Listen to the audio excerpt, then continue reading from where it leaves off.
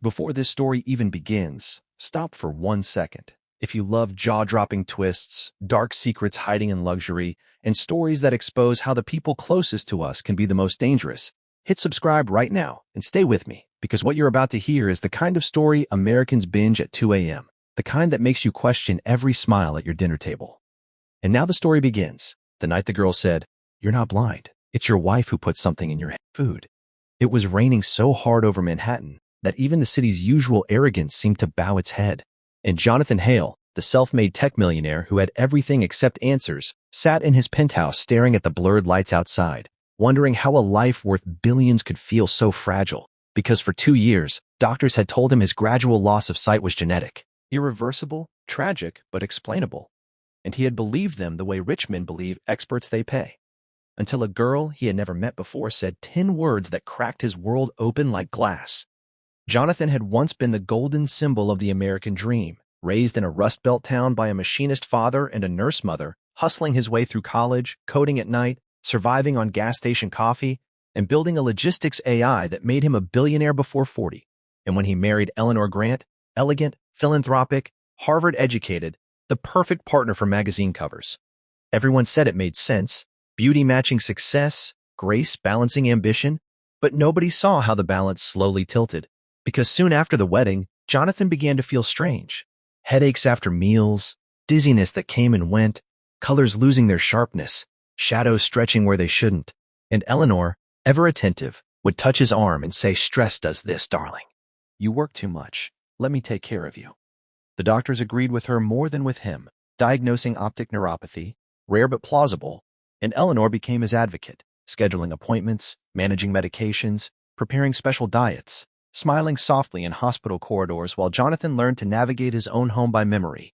And when the world finally blurred into permanent fog, she held him as he mourned the future he thought he'd lost, whispering that she would be his eyes. And for a long time he believed her, because trust is easiest when it's wrapped in love.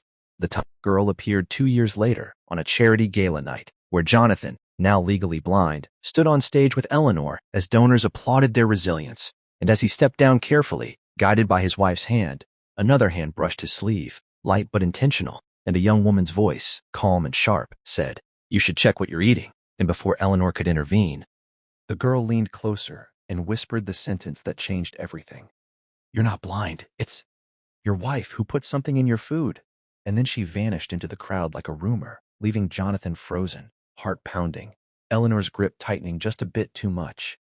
That night, Eleanor laughed it off, said people say crazy things at events, probably someone seeking attention or money, and Jonathan wanted to believe her. But the sentence echoed in his head, because blindness had taken his sight, not his instincts, and something about the girl's certainty felt different from conspiracy or desperation. Jonathan didn't sleep, replaying every meal, every pill, every lovingly prepared smoothie, and by morning, he did something he hadn't done in years. He acted without telling Eleanor, calling an old college friend, Marcus Reed, now a private security consultant with a reputation for quiet efficiency, and asked him to discreetly investigate the girl from the gala. Within days, Marcus returned with a name, Leila Moreno, age 24, graduate student in biochemistry, part-time lab assistant, no criminal record, and a mother who had died 3 years earlier after being Eleanor Hale's personal chef. The coincidence hit Jonathan like a physical blow, because Eleanor had insisted on hiring Leila's mother, Rosa Moreno, praising her home-style authenticity. And Rosa had cooked nearly every meal Jonathan ate during the period when his symptoms began. Official records said Rosa died of a stroke, sudden and tragic, and Eleanor had paid for the funeral, even attended, crying convincingly. But Marcus added a detail that chilled Jonathan. Rosa had complained to coworkers about feeling dizzy and sick before her death, saying she thought someone was tampering with ingredients, but no investigation followed. Jonathan felt the ground shift beneath him, the possibility forming that his blindness was not fate, but design, and that his wife, the woman he trusted with his life, might be the architect. Over the following weeks, Jonathan played the role of the grateful, dependent husband while secretly working with Marcus. And a discreet toxicologist, collecting hair samples, blood tests, even scraping residue from plates Eleanor served him. And the results came back slowly but devastatingly clear. Traces of ethambutol, a drug known to cause optic nerve damage when misused, appearing intermittently over long periods, consistent with food contamination. Jonathan sat in a silent office, fists clenched, as the toxicologist explained that the damage could be partially reversible if exposure stopped early enough, meaning Jonathan's blindness might not be permanent after all, meaning Eleanor had stolen not only his sight, but his time. The next twist came when Marcus uncovered Eleanor's financial maneuvers.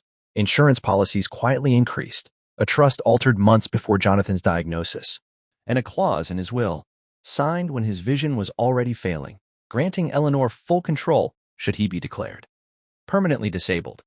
The portrait of a loving caretaker shattered into something colder, more strategic, and yet Jonathan struggled with denial, because monsters aren't supposed to look like your wife, sound like her, or kiss your forehead at night. When Jonathan finally confronted Lila, meeting her alone in a diner far from cameras and wealth, she told him everything in a voice steady with restrained anger, explaining how she had studied biochemistry to understand what killed her mother. How she found Eleanor's research searches on shared kitchen tablets, how she connected the symptoms, and how she waited for the right moment to warn Jonathan publicly so Eleanor couldn't silence her easily, because Eleanor had tried to buy her silence once already, offering money disguised as charity. Lila didn't want revenge, she said. She wanted the truth exposed. Because people like Eleanor didn't stop unless forced to. And Jonathan realized then that this wasn't just about him. It was about power, about control, about how wealth can turn people invisible until someone decides to see. Jonathan's plan unfolded quietly and brilliantly, because he knew Eleanor underestimated him now, saw him as weakened, manageable, and he used that to his advantage, staging a medical breakthrough announcement, claiming a new experimental treatment might restore part of his vision, inviting press, donors, and board members to their home. And during the event, while Eleanor played the devoted wife, Jonathan's team replaced the kitchen staff, monitored every movement, and documented Eleanor attempting to slip a substance into Jonathan's food, capturing it on camera in high definition, the final undeniable proof. When authorities arrived, Eleanor's composure finally cracked, her mask slipping as she realized Jonathan could see again, literally and figuratively, and in the chaos she tried to spin a story about stress and misunderstandings. But evidence has a way of speaking louder than charm. The trial that followed captivated the nation.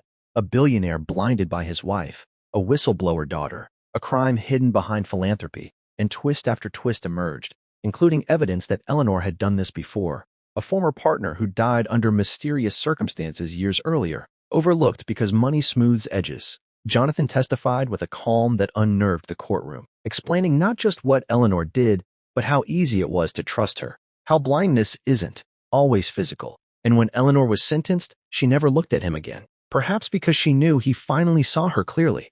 Years later, Jonathan's vision partially returned, enough to see faces, colors, the skyline at dusk, and he funded research for poisoning detection, patient advocacy, and whistleblower protection, while Lila completed her doctorate and led a foundation in her mother's name.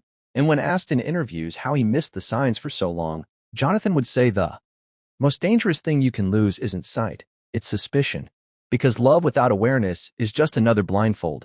And somewhere out there, someone listening to this story might be sitting at a dinner table, trusting the wrong person, thinking nothing could happen to them. And that's why this story matters. Because sometimes the villain isn't a stranger in the dark, but the one pouring your drink in the light.